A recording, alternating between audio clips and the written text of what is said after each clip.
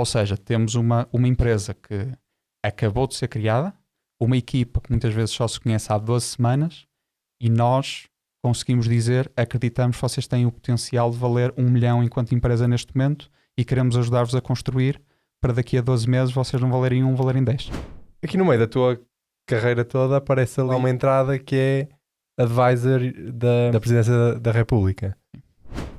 E isto tem muito a ver com a psicologia humana, que é nós funcionamos muito a nível de emoções, principalmente nos nossos investimentos.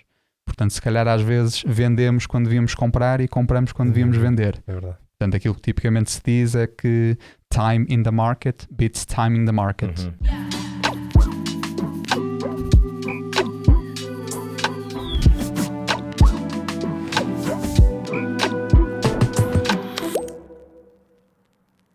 Olá, bem-vindos a mais um episódio de Founder Tales, o podcast.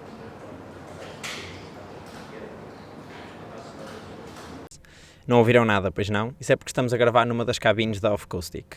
A Off-Acoustic é o patrocinador deste episódio e eles têm como objetivo criar espaços mais confortáveis para as chamadas. Num mundo cada vez mais remote, isto é bastante importante, principalmente em startups, PMEs e coworkings, em que temos cada vez mais reuniões em modo remoto e, portanto, temos de ter espaço para este tipo de reuniões. A Off-Acoustic disponibiliza um serviço, uma subscrição mensal para terem acesso a estas cabines e, portanto, se quiserem saber mais, vão ao link na descrição. Vamos agora para o episódio. Bem-vindos a mais um episódio de Founder Tales. Hoje temos connosco o André Flório. Bem-vindo, André. Muito obrigado pelo convite. E acho que vamos começar como começamos sempre, que é tu neste momento és VC na Antler, corrijo-me se estiver errado. Então, o que é? Já sabemos o que é um VC, essa parte já passámos. O que é Antler? Antler, acima de tudo, é um fundo de capital de risco global, mas é um bocadinho diferente dos fundos de capital de risco tradicionais, na medida em que atua num estado de desenvolvimento mais cedo do que outros early stages, como por exemplo o Y Combinator. No caso da Antler, nós tipicamente vamos pegar em pessoas com perfis excepcionais, que já tiveram a oportunidade de construir a sua startup ou até não, têm ideias ou até não, têm equipa ou até não, e trazemos todos para um programa em que fazemos 2 por ano, um a cada 6 meses, trazemos cerca de 40 founders para Lisboa, outros 40 founders para Madrid, e repetimos esta mesma fórmula em todas as 30 diferentes localizações que a Antler tem em todo o mundo. E a verdade é que pessoas entram sem qualquer equipa, sem qualquer ideia, saem idealmente do programa não só com uma ronda de investimento da Antler, mas também com outra ronda de investimento de outros VCs da nossa rede no fim do programa. Portanto, partimos do zero até 2 rondas de financiamento, um modelo de negócio estabelecido e uma equipa já bem formada. Ou seja, não é só um fundo, vocês têm também uma parte, tipo um fundo meets incubadora ou aceleradora. Nem é bem um incubador, é porque a malta quando chega lá pode até não ter nada, ou seja, nem ideia, nem tem que ter vontade, não é? A malta pode não ter nada, tem que ter muita vontade e muita capacidade. Sim. Nós só nos focamos em empreendedores de excelência ou naqueles em que vemos o potencial para chegar lá. Portanto, quando dizes que somos um bocadinho uma incubadora meets one VC, acho que é um bocadinho diferente. Nós somos, ao fim do dia, um VC, mas somos um VC que faz 12 semanas de due diligence com os empreendedores em que trabalhamos.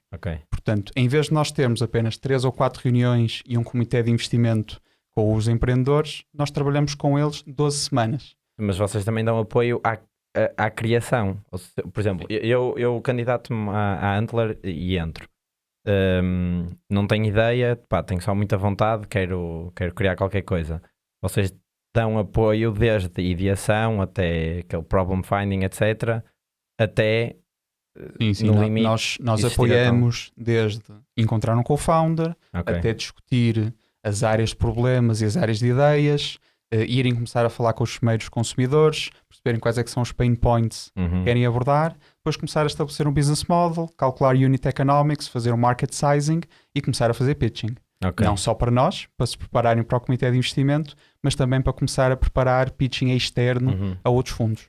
Mas então tu disseste que o programa são 12 semanas e há a possibilidade de pessoas se inscreverem sem sequer terem uma ideia ou um projeto, não é? Exatamente. Mas então o programa são 12 semanas e vocês aceitam pessoas que não tenham equipa ou sequer ideia.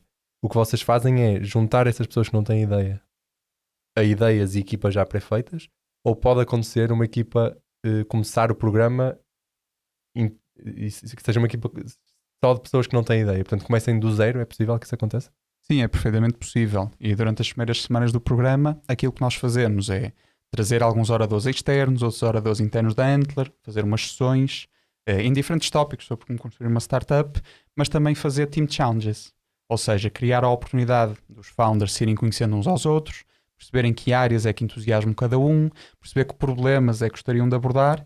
Portanto, aquilo que tu disseste, as pessoas virem com ou sem ideia, para nós é pouco relevante. Porque eles têm a oportunidade dentro do programa de conhecerem a todos e de perceber em que áreas é que querem trabalhar. A partir daí as equipas são formadas, recebem um coach por parte da Antler e começam efetivamente a fase de construir. Qual é que é o perfil mais comum de pessoas que vocês recebem lá na Antler?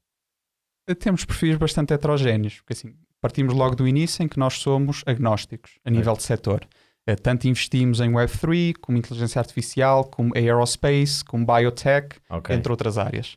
Portanto, logo a partir daí podes encontrar desde cientistas, desde PhDs em educação, até malta com backgrounds mais tradicionais no mundo startup, como por exemplo business ou tecnologia. Mas a malta é mais para o nova ou mais para o velho aí? Nós, em média, os empreendedores que trabalham connosco têm cerca de 12 anos de experiência quando iniciam o programa. Portanto, é malta que, sendo nova, tanto de idade como de espírito, já tem alguma experiência no mundo profissional e, portanto, consegue ultrapassar algumas das dificuldades normais de empreendedores mais novos, como, por exemplo, nos seus 20 ou 22. Ou seja, é malta que já tem rede de contactos, já sabe o que é trabalhar em diversos ambientes, sejam eles empresariais, startup ou scale-up, e que já tem outra resourcefulness, que vem com a experiência. Se calhar a maior parte deles até nem são fundadores pela primeira vez, não é? Se calhar até já trazem alguma bagagem nesse sentido. Cerca de 55% da malta que entra nos nossos programas já fundou anteriormente. Ok. E então, tu disseste que sendo mais um VC que faz essa parte de due diligence no início, eu assumo que nem toda a gente que se candidata a Antler entre, não é? Não, muito pelo contrário, e essa é uma pergunta que nos fazem muitas vezes. Falando um bocadinho do nosso funil, eu diria que por cada 100 candidatos ao programa, nós aceitamos entre 3 a 4 e desses 3 a 4 acabamos por investir entre 1 a 2. É assim, mais ou menos que as coisas... Mas as percentagens não jogam nada a favor das pessoas que se candidatam. A entrada, porque depois dentro do programa até é relativamente alto, não é? 50% das pessoas... Exatamente. Entre 35% a 50% tendem a receber investimento. Claro que isto depende muito de programa para programa. Claro. Mas os programas também não são temáticos, ou seja, o do início... Teste faziam 2 por ano, eles são iguais, exatamente iguais. São exatamente iguais, é só uma questão de timing, porque nós acreditamos que os melhores empreendedores não vão esperar para construir.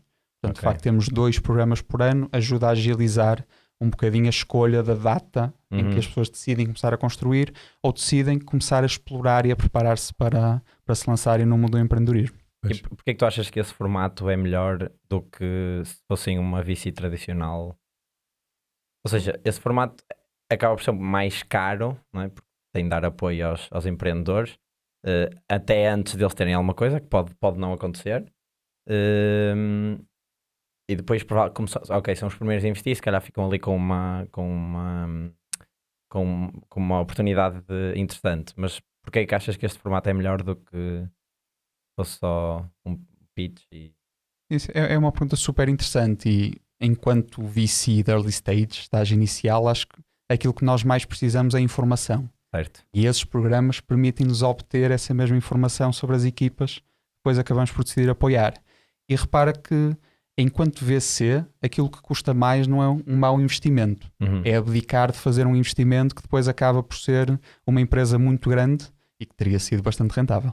Ok. Vocês já tiveram assim algum... Há quanto tempo é que a Antler está em Portugal?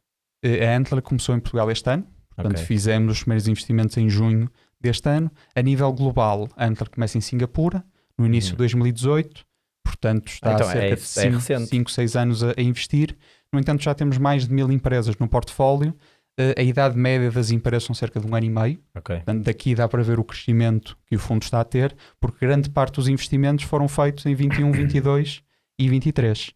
A pergunta que penso que me querias fazer, que era qual é neste momento o grande caso de sucesso da Antler, eu diria que é Airalo. A Airalo é um marketplace de eSIMs, portanto SIMs para telemóveis completamente digitais, em que te permite ir para qualquer país do mundo, fazer o download desse eSIM a taxas competitivas e usar dados móveis como se estivesse no teu próprio país de origem. Uhum. Posso Por dizer acaso, que somos bons utilizadores. Usei quando fui a Marrocos. Que não tivemos a oportunidade de comprar cartões e lembrei-me que conhecia essa aplicação e por Nunca acaso lembro fiz de uma coisa download. dessas. E curiosamente são founders que se conheceram dentro do programa, Ok. vindo de geografias completamente diferentes. Começaram a trabalhar através do programa e neste momento são quase um unicórnio.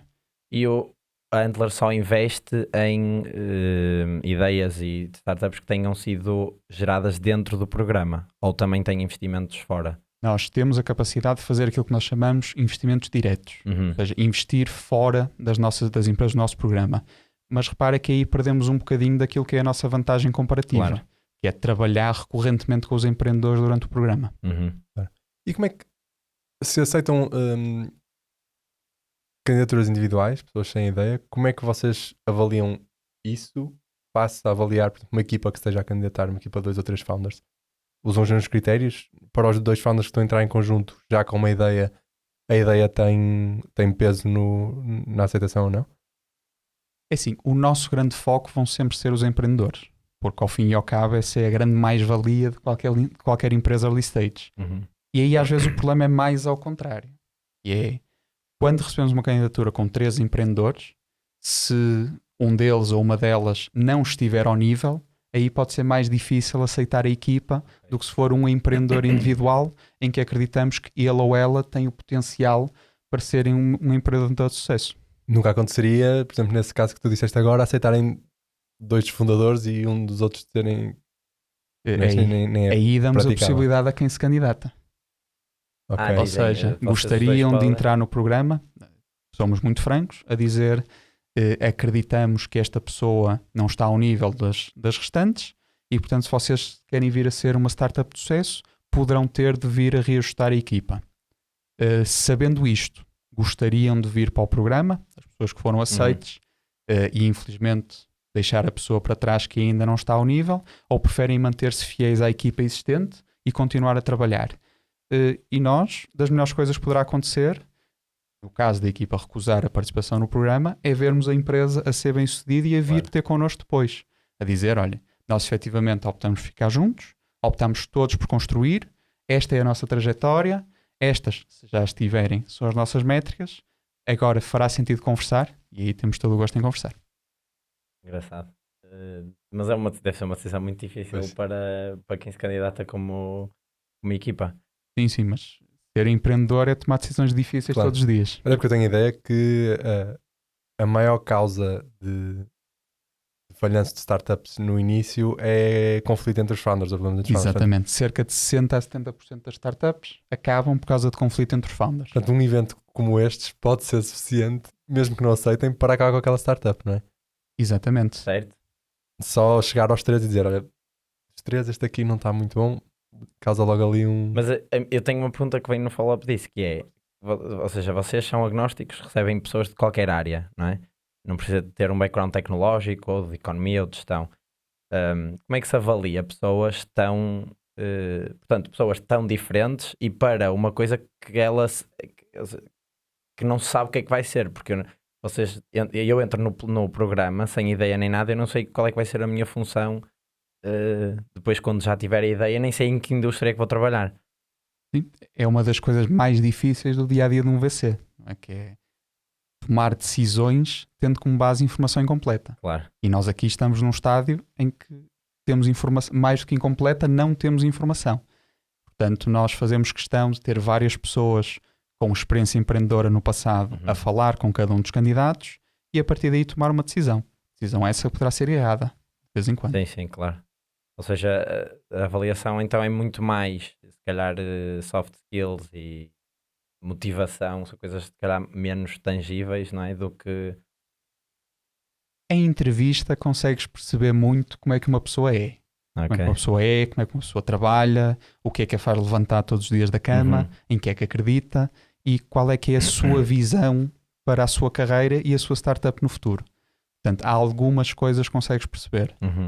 Consegues perceber se é aquilo que chamamos, por exemplo, de um empreendedor turista, ou seja, que não acredita fielmente ou firmemente na área em que está a trabalhar e só está muitas vezes a surfar a onda. Ok. Isso poderá ser complicado, porque as ondas passam de 2 a 3 anos, mas uma startup tem de durar entre 7 a 10. Pois. Para retornar ao fundo. Idealmente. Idealmente. Exato. Mas então, eu imagino que vocês, a nível de timings, funcionem como qualquer outro fundo VC, não é? Portanto, tem uma fase em que já estão mais a investir e este fundo há de acabar e há de começar outro, não é? Sim. Em que fase é que estão neste momento e, portanto, quantos anos ou meses, se calhar, é que esperarão que a Antler continue neste formato? É assim, nós trabalhamos com fundos regionais. Portanto, o fundo ibérico acabou de começar, vamos agora fazer o terceiro programa, acabamos há pouco o segundo programa, portanto ainda temos vários anos de investimento até começarmos só a fazer a gestão ativa deste mesmo fundo e nessa altura contamos já ter o segundo fundo levantado. Para continuarem a ter os programas de... ou seja, tu falaste em por cada 100 candidaturas, depois tinham 2 a 3 investimentos. Por cada 100 candidatos, tipicamente acabamos a investir entre 1 a 2 pessoas. Ok. Mas isso representa... Quantos candidatos é que vocês têm? Ou seja, quantas startups é que saem de cada programa em média, mais ou menos? Isso é uma pergunta difícil. Pois, porque deve variar muito. Às vezes temos equipas com 2 founders, outras vezes com 3. Tipicamente o que vemos, e falando do topo do funil, é que temos mais de 2.000 candidaturas para cada um dos programas. Ok. E depois dentro do programa nós escolhemos 80 pessoas e costumamos ter entre 35 e 40 empresas. Okay. Entre 30 e 40, sempre ser um bocadinho mais conservadores. É das quais entre 10, 15 serão depois investidas no fim, então, mais ou menos. Em média, entre os programas será esse o valor. Ok. E, vocês investem, normalmente devem ser os primeiros investidores. Sim. E como é? Está fixo, ou seja, o vosso ticket é fixo, depende da empresa, tem um valor máximo? Sim, o nosso ticket é completamente standard. Ok. Nós neste momento investimos 145k brutos por 10% da empresa. E digo brutos, fazemos uma dedução de program fee de 45k. Okay. Portanto, o valor líquido são 100k por 10% da empresa. Ou seja, temos uma empresa que acabou de ser criada, uma equipa que muitas vezes só se conhece há 12 semanas e nós conseguimos dizer, acreditamos que vocês têm o potencial de valer 1 milhão enquanto empresa neste momento e queremos ajudar-vos a construir para daqui a 12 meses vocês não valerem 1, valerem 10. Ok. E os tais, os 40 e 45 para pagar no fundo é para pagar o apoio que tiveram durante as 12 semanas? Sim, que acaba por funcionar como uma dedução ao investimento. Sim. É exatamente como funcionava o Axe que o António falou no último episódio, tem ideia? Acho que sim. Uma coisa que é importante aqui reforçar é que se acabares por não receber investimento, o programa é inteiramente gratuito. Claro. Ok. Pois. Ok. E depois tu falaste num segundo investimento que é na mesma pelo fundo da Antler ou é por outros parceiros que... Ou seja, que deve ter que é um demo day no final? Exatamente. Portanto, nós depois de tomarmos a decisão de investimento, continuamos a trabalhar com as empresas durante mais 3 meses. E depois fazemos um anúncio público desse mesmo investimento à comunidade e fazemos press releases, o normal. Sim. E a partir daí começamos a trabalhar com as startups para poderem começar a levantar uma segunda ronda de investimento, se elas assim o desejarem. Né? Okay. Poderá haver startups com menores necessidades de financiamento, preferem focar-se em produto e depois levantar uma ronda mais à frente a uma avaliação superior. Mas tipicamente, se a startup quiser levantar, nós apoiamos-los desde o dia do comitê de investimento para eles poderem estar prontos a levantar assim que o queiram fazer. E depois muitas vezes cá até participam nessa própria ronda, não é? Fazem follow-up. Sim, nós fazemos follow-up a nível de pró-rata. Ou seja, nós temos 10% da empresa, portanto fazemos follow-up de 10% desse mesmo investimento. Ok, faz sentido. A ideia é manterem a mesma porcentagem de... Sim. Nós fazemos follow-up tipicamente até Series A, depois temos outros fundos mais late stage dentro da Antler que podem fazer Series A até Series C, e aquilo que contamos é no futuro poder mesmo apoiar as startups desde o seu nascimento até o IPO ou aquisição. Portanto, queremos que as startups vejam a Antler como uma fonte permanente de financiamento. Okay. Nós lideramos a primeira ronda, é aí que nos compete, é aí que temos vantagem comparativa, e depois fazemos follow-up até um posterior IPO. Isso é comum fazer essas... Portanto, o fundo que vai desde seed até IPO? Não, a questão de fazer o investimento, portanto, quando faz o follow-up, fazer de forma a manteres a tua diluição. Mesmo os founders costumam fazer isso? Isso é Tipicamente os founders não o fazem e são diluídos, mas como os Ok. founders têm a maioria do capital da empresa, só têm é de se preocupar em proteger essa mesma maioria até deixar de ser possível. Relativamente aos VCs, não posso falar por outros, Sim. é óbvio, mas diria que é bastante comum, porque isso também dá um efeito de signaling ao mercado, Uhum. que é os VCs da CapTable acreditam nesta empresa Uhum. e como tal vão continuar a investir para permitir o seu crescimento. Ok. Sim. Faz sentido. E qual é que é o teu papel na Antler? Agora mais sobre ti. Eu neste momento estou mais focado a nível de portfólio. Ok. Ou seja, já tive visibilidade sobre os diferentes verticais em que trabalhamos, como scouting, ou seja, procurar os empreendedores para o programa, apoiar os empreendedores durante esse mesmo programa, e agora estou focado em portfólio. Ou seja, depois da decisão de investimento, apoios a estabelecer a empresa, começar a crescer, estabelecer business model e quase a fazer, não quero dizer brainstorming, mas eles podem usar-me como sparring partner. Uhum. Ou seja, discutir as ideias, ver porque é que pode fazer ou não sentido, e aqui o meu papel é mais tentar trazer as perguntas relevantes e não tanto trazer informações. Ok. Porque enquanto VC, tu tens de acreditar e confiar que o empreendedor sabe muito mais do setor dele ou dela do que aquilo que tu alguma vez poderás saber. Portanto, as decisões que elas enquanto equipa tomarem, serão as mais corretas. Pois. Faz sentido. Cabe-nos só a nós tentar guiar e tentar perceber e ouvir o que é que o mercado está a fazer e o que é que os seus competidores estão a fazer. E como é que foste parar à Antler? Ou seja, já a conhecias e quando abriram em Portugal? Eu conheci a Antler pela primeira vez, estava em Londres, em 2018. Portanto, a Antler estava mesmo a começar em Singapura. E já achei muito interessante o projeto modelo. deles, até porque estava a começar a pensar a criar a minha própria empresa, neste caso enquanto cofundador Uhum. de um outro projeto. E a verdade é que, entretanto, passados 5 anos neste caso 4 anos desse momento, recebo mensagem no WhatsApp de uma pessoa com quem já não falava há muitos anos e que tínhamos estado juntos na Faculdade de Economia do Porto, a dizer: olha, eu estou neste momento a estagiar na Antler, eles estão a abrir aqui na Península Ibérica, sei que é uma área que consideras bastante interessante, vamos conversar? E, como é óbvio, acho que o mais importante é sempre estarmos ouvidos, Sim. temos de estarmos a ouvir e a olhar para as oportunidades e, portanto, recusar uma conversa nunca se faz. Claro.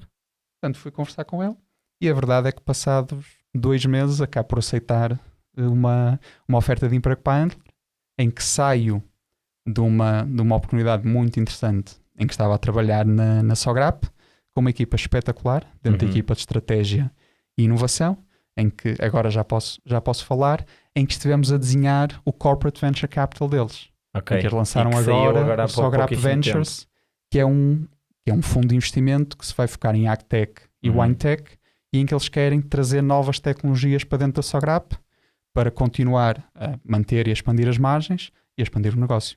Ok. E acho que é um projeto super Espetacular. interessante. Por acaso tínhamos aqui nas notas que era uma coisa engraçada que queríamos perguntar, que era tu quando foste para a Sograp foste logo para foi logo para esse projeto, não é? Sim, sim. E que deve ser engraçado estar numa empresa familiar e mais tradicional, não é? Uma empresa de vinhos, a trabalhar num departamento de inovação e eles já tinham essa ideia ou reuniram ali uma equipa para perceber o que é que podiam fazer, se calhar com as margens que tinham extra? É assim, mais do que uma empresa familiar, Sim. é uma empresa multinacional líder de mercado. Certo. Rapidamente conseguiu ver que precisavam de trazer novos segmentos de negócio para dentro de casa e provavelmente trazer pessoas com experiência de multinacional e experiência global para dentro das equipas. E acho que estão a fazer isso muito bem. O André Campos é um profissional espetacular. O João Pedro Reis, que era da FEP, também entrou dentro da Sograp e traz experiência de McKinsey, traz MBAs internacionais, e mesmo dentro da board da administração estão a começar a rejuvenescer e a trazer pessoas com experiência fora da Sograp. Okay. E acho que isso vai permitir cimentar a liderança no futuro. Mas qual é que era o maior desafio? Ou seja, aquilo não é o core business deles, vai continuar a ser o vinho. Qual é que era o maior desafio de fazer o que tu estavas a fazer? Portanto, criar quase no fundo outro negócio dentro da Sograp que não tem nada a ver com o core business deles, mas que tem de ser rentável e tem de ser interessante. Primeiro que tudo, tens quase que um desafio de cultura, certo. Não é? Ou seja, mostrar às pessoas porque é que a inovação, porque é que a transformação digital, porque é que estas novas avenidas de negócio, como é o fundo de capital de risco Sograp Ventures, o que é que podem trazer de novo para a empresa. Esse é o primeiro desafio. E a verdade é que são entidades em que tu só começas a ver resultados passados muitos anos do desenvolvimento inicial do projeto. Certo. Portanto, é preciso ter a confiança de todas as áreas de negócio para conseguir avançar com isto.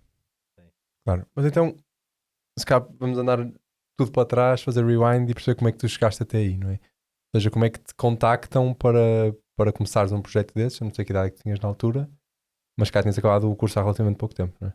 Eu acabo a licenciatura em 2016, entretanto tenho um período em que passo pela Sonai, a nível de analista de preço, analista de retalho, depois vou para Londres, tirar um mestrado em análise financeira, porque eu sempre achava que ia querer ter uma carreira em finanças tradicionais, e em banca de investimento, nomeadamente. Mas depois cheguei lá e mesmo dentro do mestrado já me fui apercebendo disso, que as melhores pessoas não estavam em finanças, mas estavam todas a ir para a tecnologia.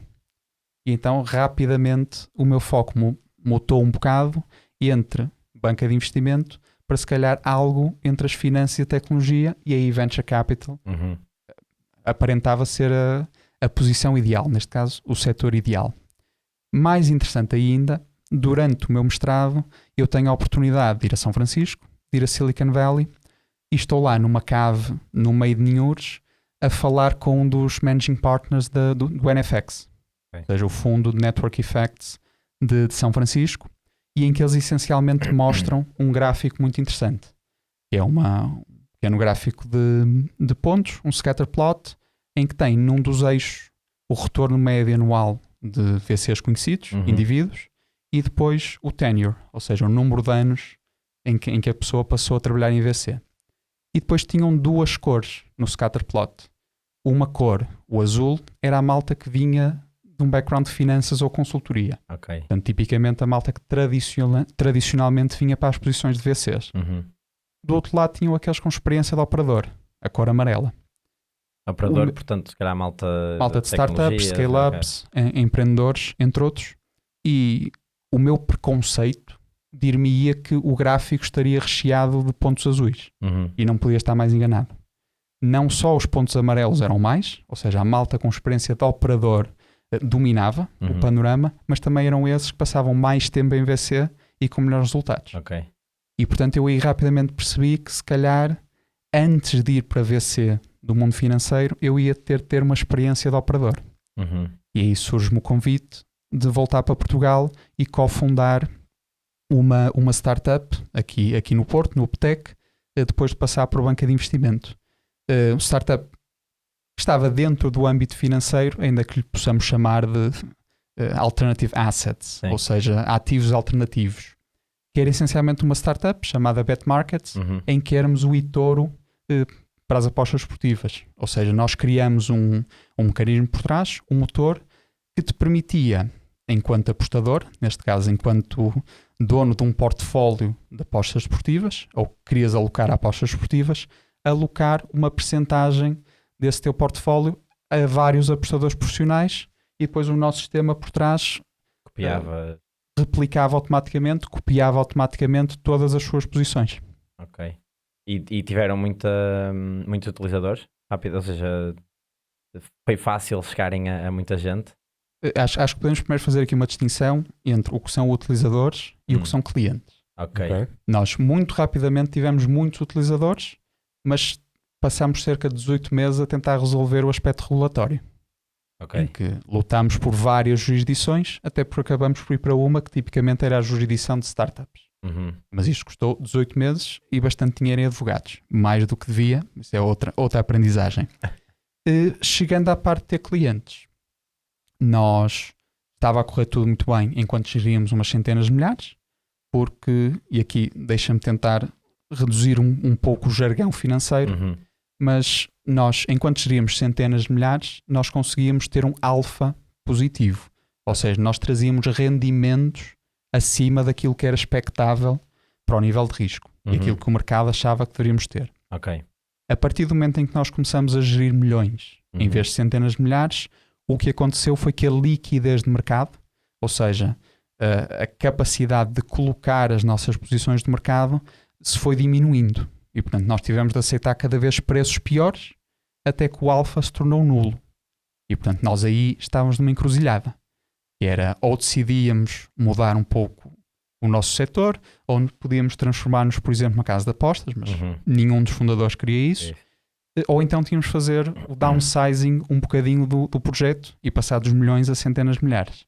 Mas a partir do momento em que tu tens capital de risco na tua cap table, eles querem é o IPO. Claro. Querem os milhões que tu eventualmente poderás distribuir passados 5 a 7 anos. Portanto, os dois fundadores tinham visões bastante diferentes daquilo que queriam fazer, e como o outro fundador era peça central, era ele que tinha o domínio do setor, optei por ser eu a afastar-me do projeto. Ok. Mas ainda continua? Ainda existe? O projeto penso que foi abandonado no final de 2021. Ok. E chegaram a... Ou seja, depois quando conseguiram resolver o problema então das licenças, qual é que era o vosso business model? Era uma fee? Eu pagava para apostar? Como é que... É assim, nós acima de tudo queríamos que os interesses estivessem alinhados entre o nosso cliente e nós próprios enquanto plataforma. Portanto, nós recebíamos uma comissão pelos ganhos do utilizador e também uma pequena comissão pelo volume apostado para manter a estrutura. Eu não percebi bem essa parte do... Tenho que precisar aqui de um Explain Me Like I'm Five. Porque é que aumentando, a partir do momento em que vocês começaram a aumentar o volume de apostas que eram feitas através da vossa plataforma, isso significa automaticamente baixar o retorno para cada um desses apostadores. Ok, é um tópico muito interessante e se calhar vamos trazê-lo um bocadinho à terra. E é pensando nos ativos financeiros clássicos. Okay? Se estiveres num ativo que é menos transacionado, ou seja, que é menos líquido, tu vais ter de aceitar grandes diferenças de preço consoante a quantidade do ativo que queiras comprar. Por exemplo, pegamos numa das empresas mais pequenas da Euronext, a portuguesa Raise. Na Raise, se calhar tu consegues comprar 1000 ações a 96 cêntimos, mas se quiseres comprar 2000, já tens de aceitar comprar-as a 96 e comprar-as a 98. Ok. Portanto, era essa incapacidade que nós tínhamos de colocar grandes montantes em cada um dos eventos de apostas esportivas em que estávamos a transacionar, que nos impedia ter os melhores resultados. Temos um caso muito concreto, que é o Warren Buffett. O Warren Buffett diz, eu quando geria as minhas centenas de milhões, eu conseguia ter retornos de 15%, porque era o melhor. Atenção, 15% não é um retorno esperado já é muito bom. para o utilizador médio. Mas a partir do momento em que começa a gerir bis, ele já tem de abdicar dos 15% e ir para 10% ou para 8%. Simplesmente não consegue ter a capacidade de colocar estes montantes em ativos menos líquidos, mais arriscados e, portanto, com mais retorno esperado. Ok. Mas agora se calhar vou entrar aqui numa discussão, não sei se é bem uma discussão. Apostas desportivas conta como um ativo financeiro? É uma excelente pergunta. A arte entra como ativo financeiro, também altamente ilíquida e altamente manipulável, infelizmente. Criptos também pode entrar dentro desta discussão. Portanto, eu gostaria de dizer que entra como ativo financeiro na medida em que é um mercado que no longo prazo tu consegues prever se uma determinada entidade tem vantagem ou não face ao mercado em geral. Okay. Ou seja, se algum trader, seja ele financeiro ou neste caso desportivo, consegue entregar o tal alfa de forma consistente. Ou seja, o que estás a dizer é que existiam efetivamente apostadores que eram melhores do que aquilo que a probabilidade random diria. Sim, e com track record de milhares de apostas, todas elas registadas em plataformas próprias. Porque acreditem, há um vertical dentro do mundo das apostas esportivas, que são somente as plataformas que verificam se as apostas foram feitas e a que preço. Portanto, tem modelos de negócio que apenas verificam o track record dos apostadores profissionais. E nós só poderíamos trabalhar com esses. E vocês permitiam fazer as apostas na vossa plataforma ou os apostadores usavam outras plataformas e vocês conseguiam chegar a essa informação? Nós fazíamos tudo internamente. Ou seja, fazíamos o upload dos track records verificados das plataformas que nós conhecíamos e com que conseguimos trabalhar, e depois a partir do momento em que o apostador profissional passava a trabalhar connosco, tudo era feito da nossa plataforma, que conectava com APIs das casas de apostas que trabalhavam em regime P2P. Ou seja, são aquelas que não ganham com as perdas do utilizador, Uhum. como as tradicionais casas de apostas, mas são casas de apostas que são uma mera plataforma também, Uhum. em que tu estás a apostar contra mim e vice-versa. Ok. Quer tu ganhes, quer eu ganhe, a casa ganha sempre a sua comissão. Portanto, é neutral, independentemente do resultado da aposta. Ok. P2P, portanto, Peer-to-peer. peer-to-peer. E é esse mecanismo que tu acabaste de falar aqui que faz com que as odds se regulem automaticamente, não é? Ou seja, para uma aposta específica, temos um jogo de futebol qualquer. Quanto mais gente houver a apostar que a equipa A vai perder, mais influência isso tem sobre a odd. E, portanto, menos pessoas é preciso ter do outro lado a apostar que a equipa vai ganhar. E, portanto, sinto que é sempre um jogo de soma nula. Não sei se é... É assim, neste caso será sempre um jogo de soma negativa. Tens de incluir as comissões, claro, sim. as comissões das casas. Portanto, aí o que acontece é que funciona como qualquer mercado financeiro. Uhum. Se houver mais pessoas a apostar que determinado evento vai acontecer, o valor desse evento, neste caso o prémio por acertar, vais descer. Uhum. E portanto o outro lado sobe. Portanto isto é um mercado em constante equilíbrio. Engraçado. Os apostadores não faziam ou seja, não se cingiam às apostas de aquelas mais tradicionais, a um jogo de futebol, ganha a equipa A, ganha a equipa B, e esperam pelo resultado, ou seja, eles se calhar até fazem ali alguma arbitragem nas odds, quando há um evento no jogo que muda a odd, eles se calhar aproveitam eles vão entrando e saindo das posições como um trader numa stock ou algo do género. Isso por acaso também era aquilo que eu achava. Okay. Antes de entrar na startup.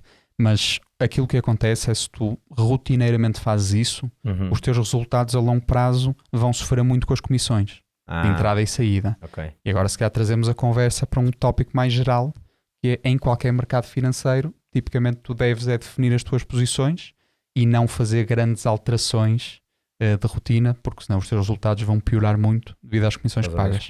Portanto, o buy and hold, para quem não se quiser chatear, pode ser muito interessante. Ok. Independentemente do veículo. Do veículo, exatamente. Independentemente do veículo. Tem ele mais ou menos risco, mais ou menos liquidez.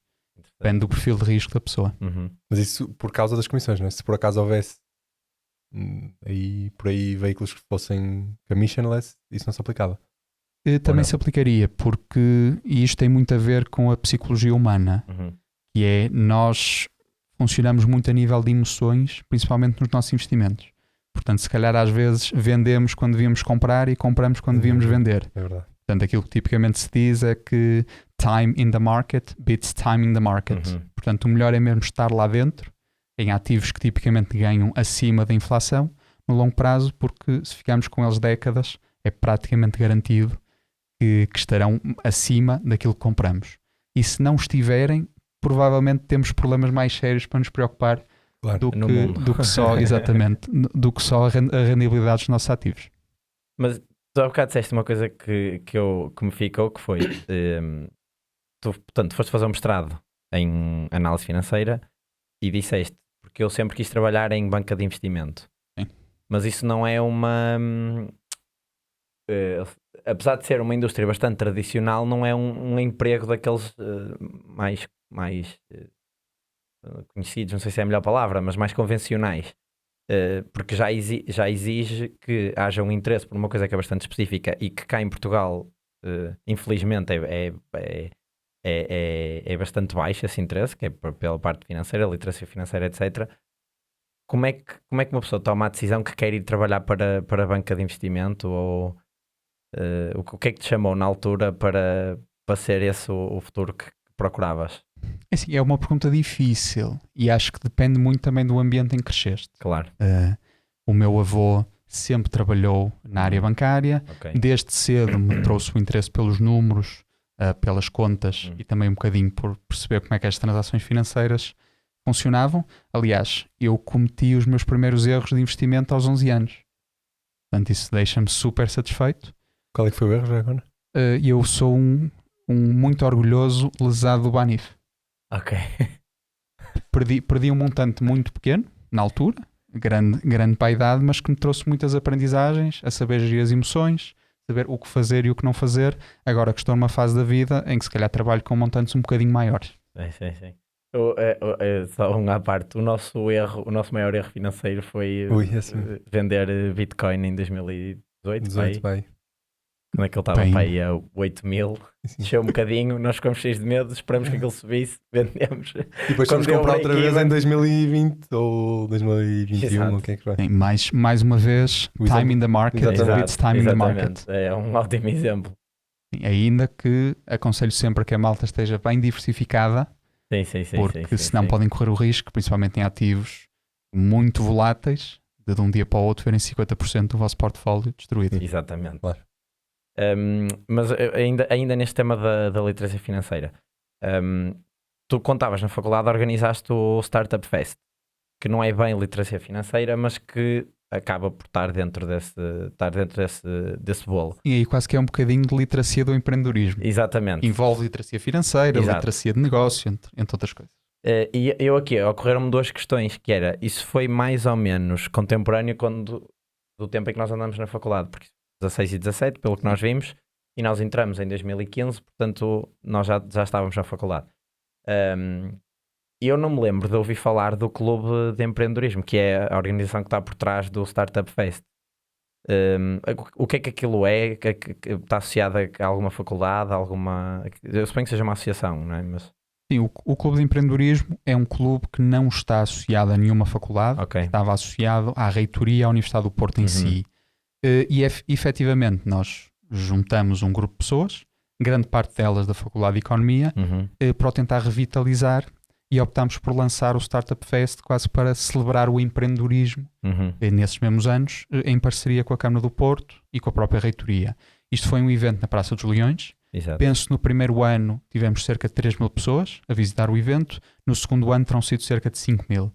E em que nós optámos também por celebrar as vitórias de algumas startups ao longo desse ano, como por exemplo com o concurso de empreendedorismo, o IUP 25K, em que distribuímos 25 mil euros em prémios às startups.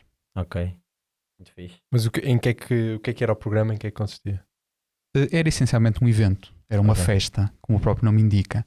Era um dia passado na Baixa do Porto, em que essencialmente queríamos mostrar a todas as pessoas, não só aquelas que já estavam associadas ao empreendedorismo, mas o que é que se fazia de bom na inovação e na tecnologia na cidade. Ok, mas o Clube do Empreendedorismo não organizava só esse evento. Isso até, pelo que eu percebi, aquilo aconteceu 2 vezes e depois, entretanto, não aconteceu mais. O que é que fazia mais? Esse era o evento principal. E depois apoiávamos também alguns eventos em cada faculdade, como por exemplo na FEP, em que apoiávamos a Startup Buzz em algumas iniciativas. Agora, aquilo que aconteceu foi que, felizmente, o empreendedorismo tornou-se mainstream. Certo. Portanto, passamos de uma organização um bocadinho na reitoria que fazia de umbrella a todas as outras, para organizações destacadas em cada faculdade, que estando mais próximas dos estudantes conseguem fazer um trabalho muito melhor. E como é que tu foste lá parar? Querias ir para a banca de investimento na altura? Não é óbvio que ainda não tinha o Clube de Empreendedorismo, já ainda não tinha havido aquele Eureka Moment em Silicon Valley, não é? Eu acho que é assim, nesta fase, quando digo nesta, é mais nesta fase de faculdade, sim. Acho que nós queremos é abrir os nossos olhos a mundos diferentes. Exato. E a verdade é que quem esteve por trás deste projeto foi o Bernardo Pequito. Neste momento, curiosamente, também é VC na Beta Capital. E ele nesse momento, estava a tentar revitalizar esse mesmo clube para mostrar que o empreendedorismo estava vivo e ia crescer nos próximos anos. E pegou em mim e noutros tantos e dissemos, vamos tentar fazer isto, vamos tentar construir coisas. E o Startup Fest acho que foi um evento muito interessante nesses 2 anos e que estou muito satisfeito de ter feito parte da organização. Sim, nós vimos o vídeo no YouTube, já não me lembro se era 16 ou 17, mas aquilo era um evento bastante grande, era ali na Praça dos Leões, tinha um palco, tinha 3 mil ou 5 mil pessoas, exato, tinha filme na cautela, era um evento a sério, não é? Sim, ficamos muito, muito satisfeitos e ainda hoje guardo a t-shirt do evento lá em casa. Então tu já começaste em banca de investimento, ou mais finanças, depois tiveste uma passagem pelo mundo de startups e agora voltaste a investimento. Não quererias voltar a um dia, não te ficou o bichinho de voltares a ser founder? Ou seja, o que é que gostas mais de fazer? É venture capital? Ou... É assim, acho que o bichinho de construir fica sempre, não é?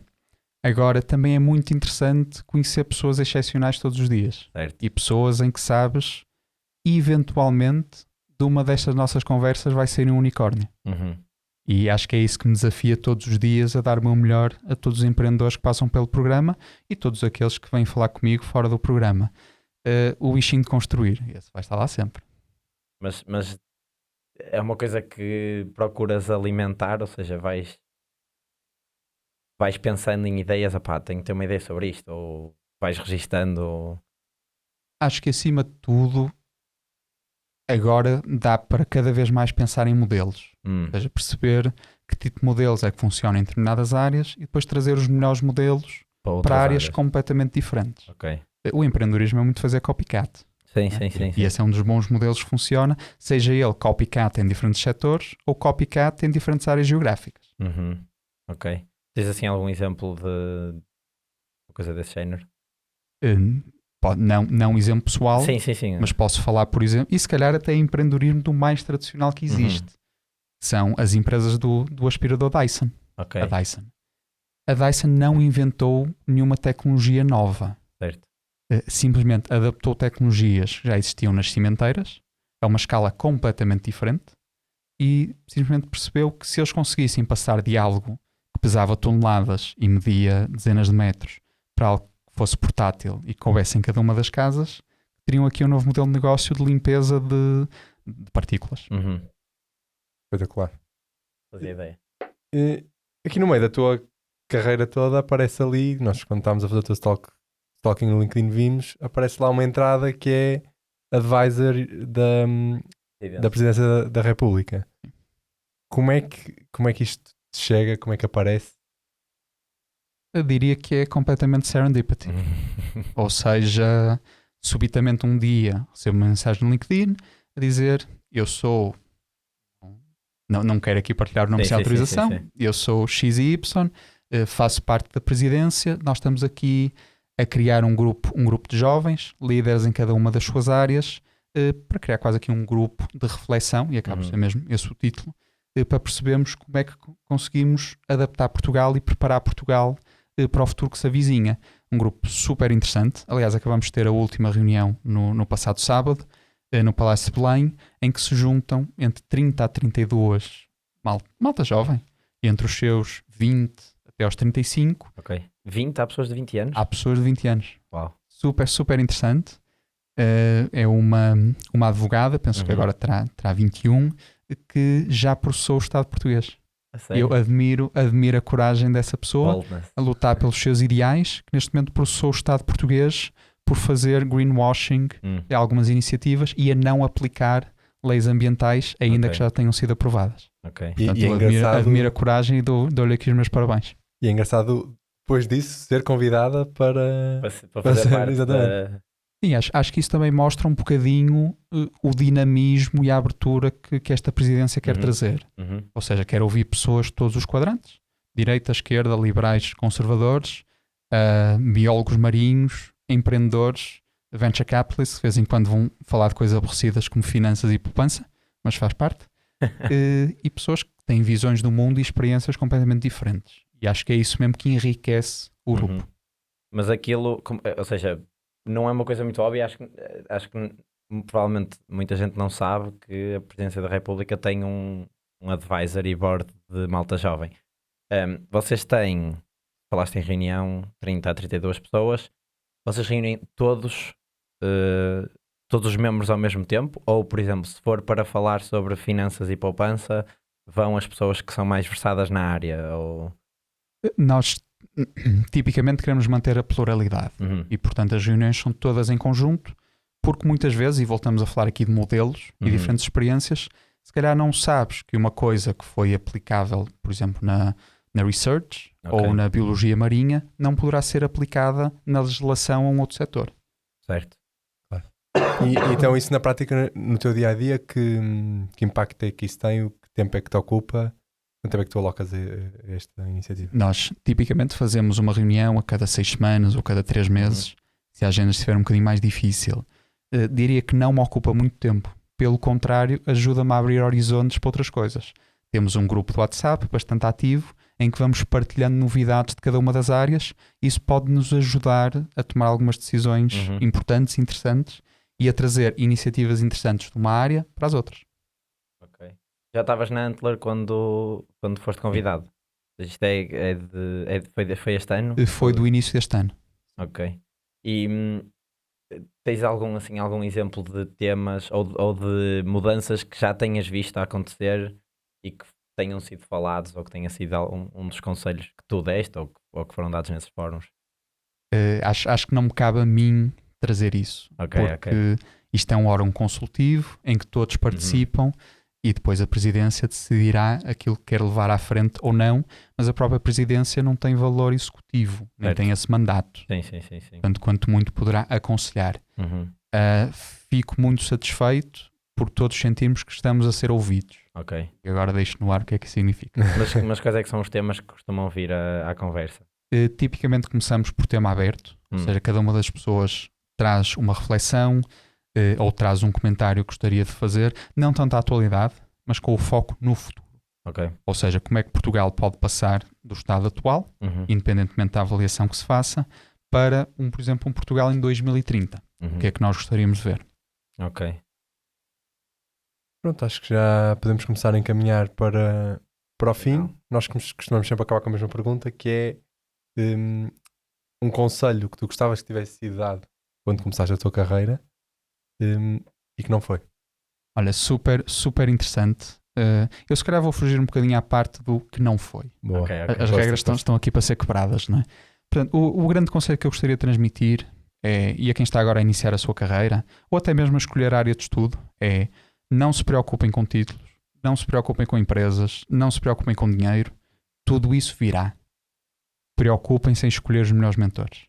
Okay. Porque são esses que vos vão ensinar, vão-vos dizer como fazer as coisas, ou mais importante que isso, como não fazer as coisas, e depois vos vão abrir portas. Grande parte das oportunidades que eu fui tendo devem-se ao facto de eu ter escolhido bons mentores. O crédito não é meu, o crédito é de quem um dia aceitou ouvir-me, aceitou responder-me a perguntas, e um dia mais tarde achou, se calhar eu conheço a pessoa certa para esta oportunidade. E acabei por ser eu. Mas tu procuras conhecer os mentores diretamente, ou seja, mandas uma mensagem no LinkedIn a uma pessoa que admiras, ou as pessoas foram-te aparecendo e tu, olha, eu gosto desta pessoa, gosto do que ela me tem para dizer? As pessoas foram aparecendo. Okay. Acho também, pois, o que interessa é procurares um pouco trazer também valor à conversa, e até mesmo depois dessa conversa acontecer, procurares trazer valor a essa mesma pessoa para que essa depois se lembre de ti. Sim, para não ser unilateral. Não é? Claro. Sim. Deves trazer sempre primeiro valor antes de pedir. Sim. Certo. E nunca entres numa conversa só com a atitude meramente transacional. Claro. Porque isso toda a gente percebe e não tem resultado. Tens de estar mesmo interessado em ouvir o que a pessoa tem para dizer, e um dia mais tarde, eventualmente algo pode surgir. Acho que é um bocadinho aquele de aumentar a área de exposição à sorte, não é? Sim. Foi um bocadinho Serendipity plays exatamente. a large role. Exato. Ok, pronto. Está feito, muito fixe. Obrigado por nos ouvirem. Tem aí os botõezinhos para subscrever, deixar likes, comentários, etc. Essas coisas todas, tanto no Spotify como no YouTube e nas outras plataformas. Deixem as estrelinhas. E é isso. Sim, nós não somos uma comunidade de advisors da Presidência da República, mas também temos um grupo de WhatsApp onde se discutem coisas interessantes. Muitas vezes estão focadas em empreendedorismo, não é? e startups, como é óbvio, mas qualquer pessoa pode entrar, tem os links. Tem o link do Patreon também, se nos quiserem apoiar. É isso. Acho que é isso. Até para a semana. Muito obrigado pelo vosso contributo.